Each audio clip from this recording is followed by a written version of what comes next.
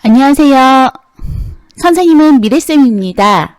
오늘은 질문력 훈련을 통해 토론 능력을 향상하는 방법을 알아보도록 하겠습니다. 저작권법에 따라 학교 수업을 위한 저작물은 이 공간을 제외하고는 공유 또는 게시하는 행위를 할 수가 없습니다. 낙하하는 사과를 보고 중력의 법칙을 발견한 뉴턴에 대해 알아볼까요?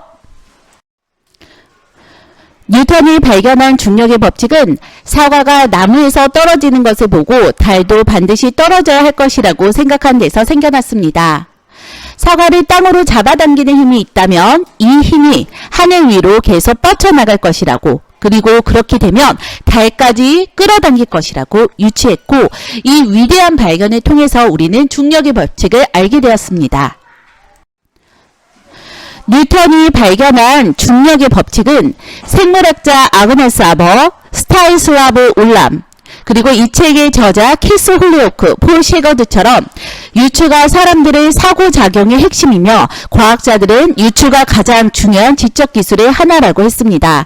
유추적인 사고를 통해서 종교, 정치, 사회조직, 문화활동 등 우리의 모든 삶에 유추는 스며들고 있습니다. 많은 발명품들과 공업 제품들도 자연에 대한 유추의 결과로 만들어졌습니다. 예를 들어 원시 부족민들이 무는 개미를 보고 외과용 스테이플러가 발명되었고, 흡혈 거머리를 보고 진공집게, 차규기가 발명되었습니다. 그리고 자연의 생물인 독고마리를 통해 벨크로가 개발된 건 여러분 다 알고 계시죠? 도개교를 볼까요? 도개교는 사람의 눈꺼풀이 깜빡거리는 것과 동일한 원리로 발명되었어요. 교량이 두 개로 분리되면서 교량 가운데가 위로 들어올리는 형식이죠. 이렇게 자연의 현상을 보고 많은 건축물들이 아름다운 외관 그리고 기능적인 발전을 이루었습니다. 예술은 유추와 은유에 기반한다. 그리고 유추는 공학이나 과학에서와 마찬가지로 디자인 분야에서 이루어진다.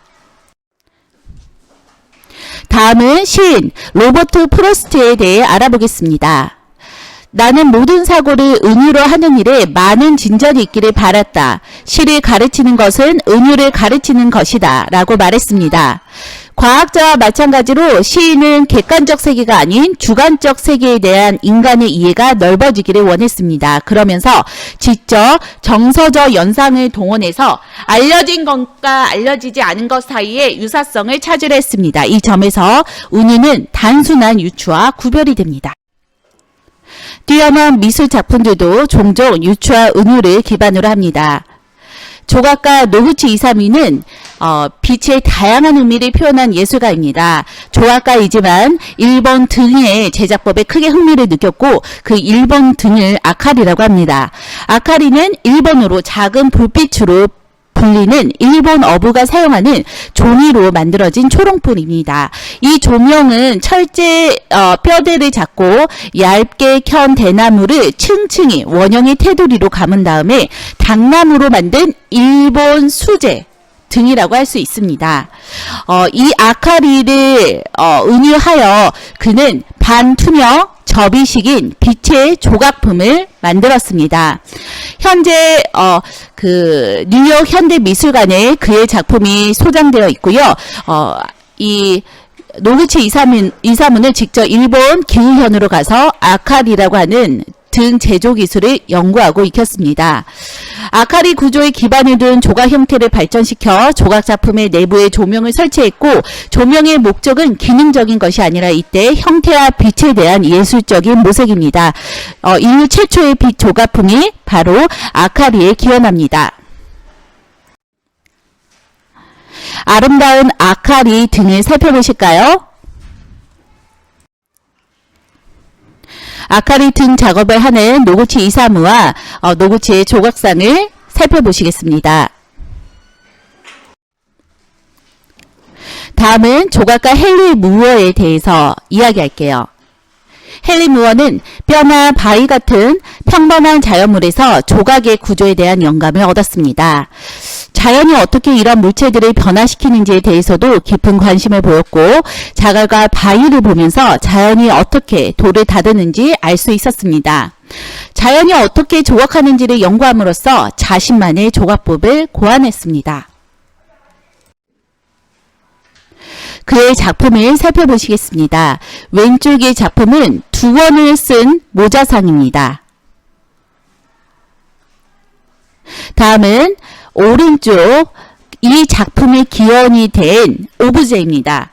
너데니어 프리드만인 예술가 친구가 헨리 무어에게 선물로 준 뼈로 된 오브제인데요. 이 뼈를 보고 헨리 무어는 유추하여 2권을 쓴 모자상을 조각한 것입니다. 다음은 음악적인 유출을 통해 탄생한 애셔의 쪽매 붙임 작품을 살펴보겠습니다. 애셔는 바흐의 푸가를 보고 작품의 영감을 얻었습니다. 바흐의 푸가는 다성음악인 카논입니다. 평면을 같은 모양의 도형으로 분할하고 있는 자신의 작품 간의 유사성을 발견한 것이죠. 카논은 무엇일까요? 네, 맞습니다. 성부들이 정해진 간격으로 주어진 멜로디를 연이어 반복하는 음악 형식인데요.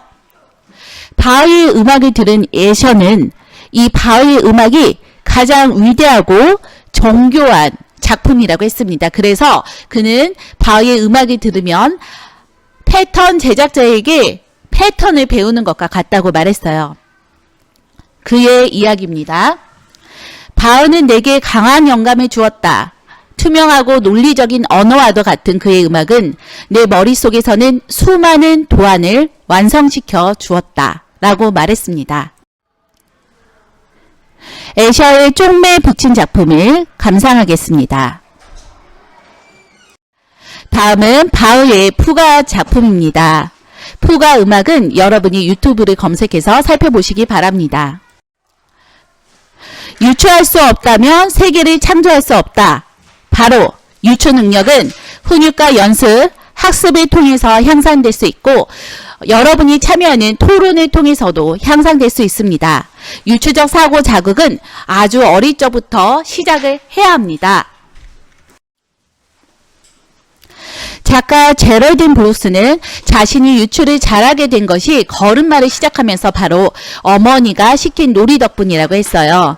놀이 내용은 다음과 같습니다. 자, 우리 정원을 살펴보러 나갈까? 제럴린 브룩스에게 정원은 마치 하나의 연극 같았습니다. 도마뱀을 보면서 그는 용 이야기, 드래곤 스토리의 히어로를 떠올렸고요.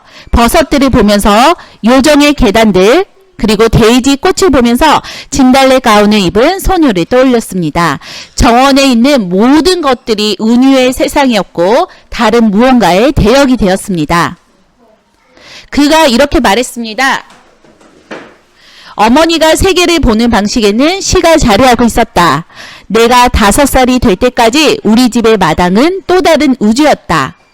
이걸 통해서 아이들은 현실에 상응하는 또 다른 가능성의 우주를 발견하게 된다는 것을 알 수가 있었습니다.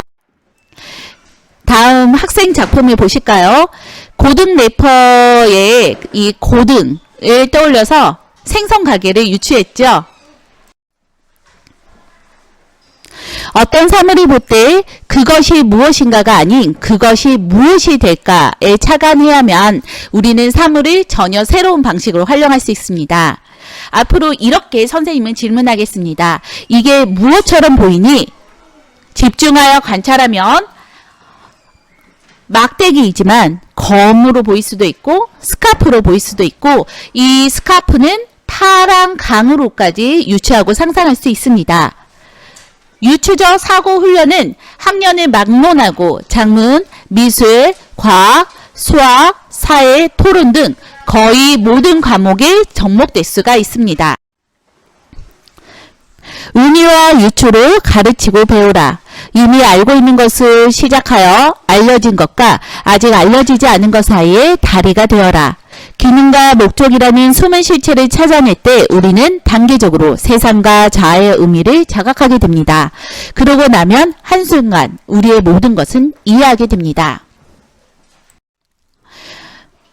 오늘 토론에 참가하는 여러분은 이 유추의 세상으로부터 세상의 발전을 위한 더 나은 공헌을 할 수 있다고 믿습니다. 레오나르도 다빈치는 르네상스 시대의 천재입니다. 15세기에 살아간 천재지만 20세기 발명품을 상상하고 고안했죠. 그의 천재적인 영감도 바로 이러한 유추에서 나왔습니다. 여러분들이 시대를 뛰어넘는 창의적이고 혁신적인 위인이 될 수가 있습니다. 여러분의 영감, 세상에 대한 유추를 노트에 스케치하는 습관을 가져볼까요? 여러분도 오늘 토론에 참여한 당신도 21세기의 다빈치가 될 수 있습니다. 이상으로 여러분의 영감 그리고 질문력을 향상시키는 토론 수업을 마치겠습니다. 감사합니다.